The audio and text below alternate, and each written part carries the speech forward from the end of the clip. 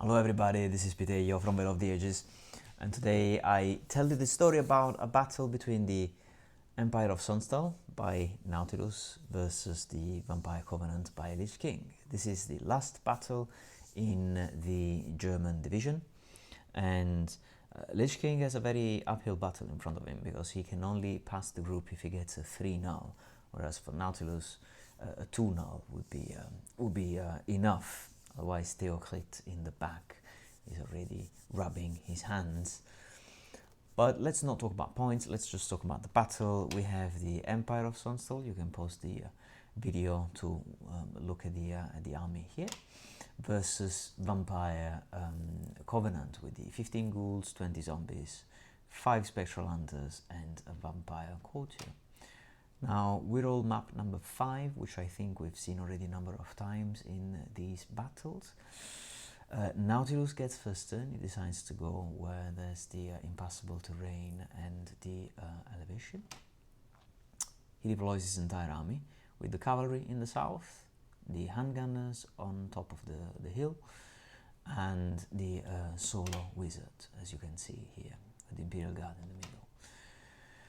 Beautiful Imperial Guard. These are the models by Idom. You can find them on Tabletop Simulator. And LichKing replies with the flying cavalry next to the hindering terrain, zombies with the vampire in the center, and then the ghouls in the north. We start with turn 1 with Nautilus with the Empire that begins the game.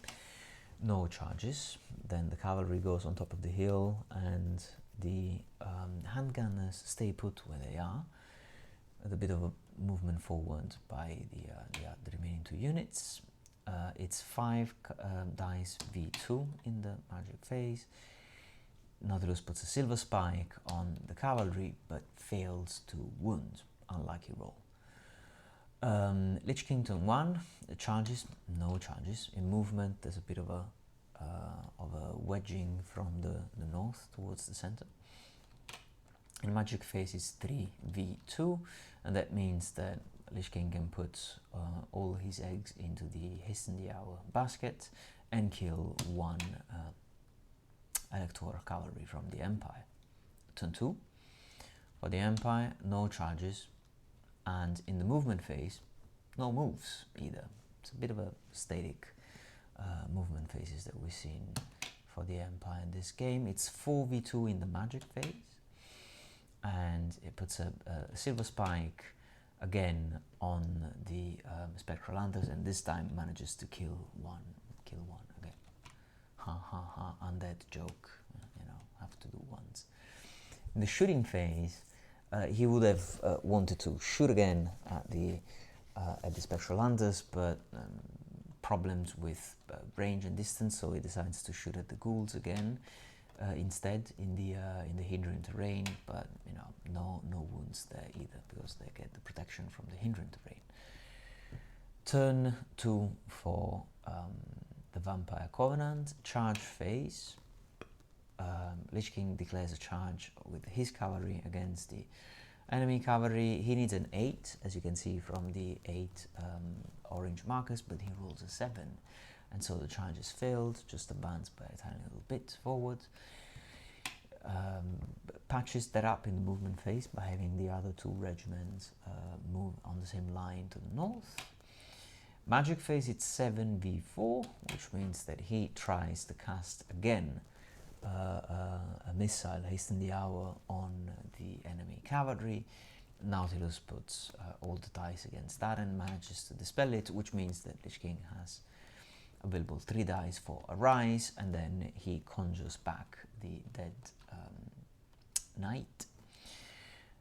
Half of the game has gone through. Charge phase for the Empire in turn 3.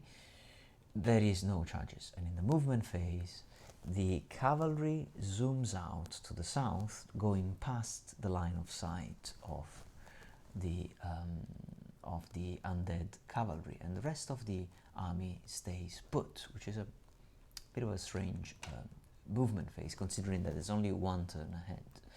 But let's not get ahead of ourselves. You can see here the cavalry getting out of line of sight of the spectral cavalry. Magic phase is 3 versus 1. Once again, silver spike on the spectral hunters, but that fails to cause a wound, and you know, it's saved by the egg is safe. And I think that more importantly, it's a miscast, and the Imperial wizard forgets the spell. In the shooting phase, there's more shooting again on those guys, but again they get saved, so very unlucky turn here for Nautilus. We go into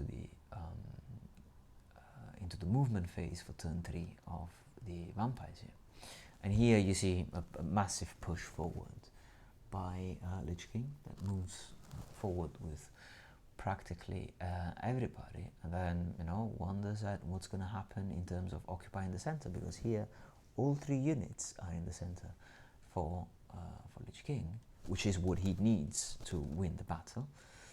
But none of the Imperial units are there, which is exactly what he needs, but there's one final turn. So let's see what happens in the final turn, because in the magic phase, all LichKing can do is just to plink 1 Imperial Guard away. Nothing more than that. And we are in the last turn of the Empire. And here Nautilus goes like, oh, right, I got to charge. So he charges the handgunners into the ghouls, and then he charges the Imperial Guard into the zombies. And then, you know, you can see that everybody now here is in combat, very easy charges.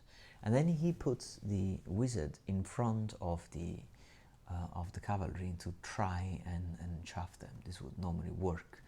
Any other cavalry unit in the game would have to close the door and align facing the wizard. We'll see more about that later on. This is how situation looks at the beginning of the magic phase. Nothing really happens in the magic phase because there's no shooting, there's no missile anymore, and they have no armor, so alchemy is not useful in this matchup really.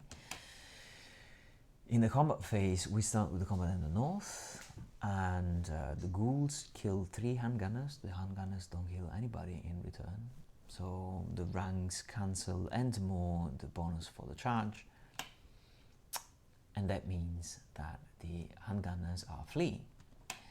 They don't pass the break test, so you can see them there going on. But more interestingly, this means that the ghouls get a free post-combat pivot move, which is an interesting situation.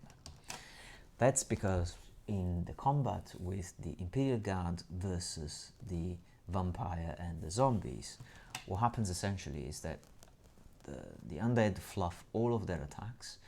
The Imperial forces kill 3, and then it means that they win the combat by 3, so 3 more die, so they're starting to crumble. However, it's now the vampire last turn, charge phase, and you can have a charge from the north with the ghouls that have just reformed, and one from the south, because spectral hunters are spectral, and so they fly. They can fly past the wizard. The wizard should have put himself closer to the maybe, or maybe just no chaffing possible really. Anyway, both charges land in, and now we find at the very last turn with this very last unit for the Empire, which can play some sort of action in the game, since the cavalry is out of the dances, being so far away, not being able to get back into the center. And it's all about whether the entire army of the vampire, ghouls, spectral hunters, zombies, and vampire can get rid of this one unit of Imperial Guard. So we go into the magic phase, where LichKing manages to raise 4 more zombies to join the fight, and here you have the entire army of the vampire versus this one unit for the Empire. And in the end, Nautilus manages to kill a whole rank 5 zombies, but the vampire kills 2, the spectral hunters kill 3, the zombies kill 2, and the ghouls kill none. So in the end, with all the flank charges and the rank bonuses, the Empire needs Snake Eyes, needs a double one to stick and negate victory, the 3-0 victory that LichKing needs to continue in the series.